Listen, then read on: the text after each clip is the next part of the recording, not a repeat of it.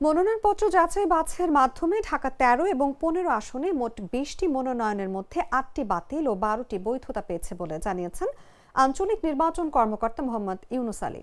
রোববার দুপুরে রাজধানীর আগারগাঁওয়ের নির্বাচন কমিশনের ইটিআই ভবনে আসন দুটির যাচাই বাছাইয়ের পর তিনি গণমাধ্যমকে এই তথ্য জানান। তিনি বলেন, আগামীকাল ৫ জানুয়ারি থেকে ৯ জানুয়ারির মনোনয়নপত্র বাছাইয়ে রিটার্নিং অফিসারের সিদ্ধান্তের বিরুদ্ধে আপিল করতে পারবেন প্রার্থীরা।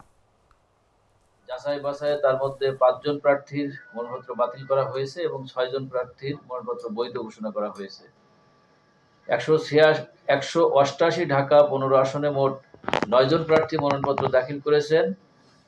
গতকাল ৩ জানুয়ারি তারিখে যাচাই বাছাইয়ে ৬ জন প্রার্থীর মনোনয়নপত্র বৈধ ঘোষণা করা হয়েছে এবং ৩ জন প্রার্থীর মনোনয়নপত্র বাতিল ঘোষণা করা হয়েছে।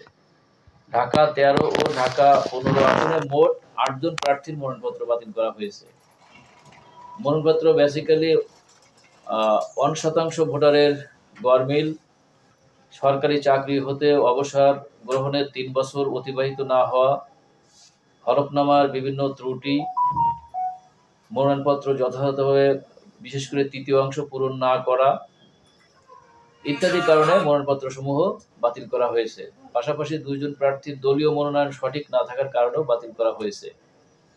মনোনয়নপত্র বাতিল বা গ্রহণ উভয়ের বিরুদ্ধে আপিলের বিধান রয়েছে নির্বাচন কমিশনে। আগামী ৫ থেকে ৯ জানুয়ারির মধ্যে বাতিল বা গ্রহণের বিরুদ্ধে সংশ্লিষ্ট প্রার্থীগণ রিটার্নিং অফিসারের কার্যালয় হতে আদেশের কপি সংগ্রহ করে যথাযথ পদ্ধতিতে আপিল দায়ের করতে পারবেন। আমার একটা স্মার্ট সিদ্ধান্তে 25% গ্যাসের খরচ কমেছে। ভাবছেন কিভাবে? সাধারণ গ্যাস স্টোভ বদলে আমি এনেছি আরএফএল গ্যাস স্টোভ। এর সাইন্টিফিক নজল ও ব্রাস বার্নার ক্যাপ সমানভাবে তাপ ছড়িয়ে রান্না করে দ্রুত। তাই গ্যাসও বাঁচায় 25%, টাকাও বাঁচে 25%। আরএফএল গ্যাস স্টোভ নিরাপদ ও গ্যাস সাশ্রয়ী।